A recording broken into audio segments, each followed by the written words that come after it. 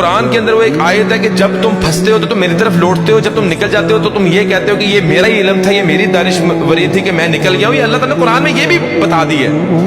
تو دعائیں بھی ایسی دل سے نکلتی تھیں کہ وہ آج بھی مجھے اپنے الفاظوں پہ بھی جو ہے حیرانگی ہوتی ہے. میں تو اللہ کے ہاتھ پھیلاتا تھا، اللہ تعالیٰ تو یوسف علیہ السلام کو کنویں سے نکال کے بادشاہ بنانے پہ قادر ہے. یا اللہ تو یونس علیہ السلام کو مچھلی کے پیٹ سے باہر نکالنے پہ قادر ہے.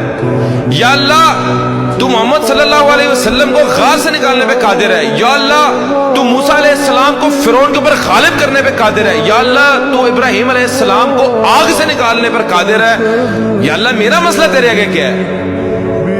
1.5 مہینہ مجھے آج بھی یاد ہے، 1.5 مہینہ، اور جس چنگل میں پھنسا تھا وہاں سے آزاد ہو گئی. میری 100% ریکوری ہو گئی، میں بالکل ایزی ہو گیا. تب میرا یقین پختہ ہو گیا کہ میں نے زندگی کے اندر کبھی کسی مخلوق کے آگے کوئی ہاتھ نہیں پھیلانے، کبھی کسی کو کام نہیں کہنا. جب میرا رب چاہے گا میں رب کو کہنا ہے، میرا رب چاہے گا ہو جائے گا، نہیں تو کوئی مسئلہ نہیں.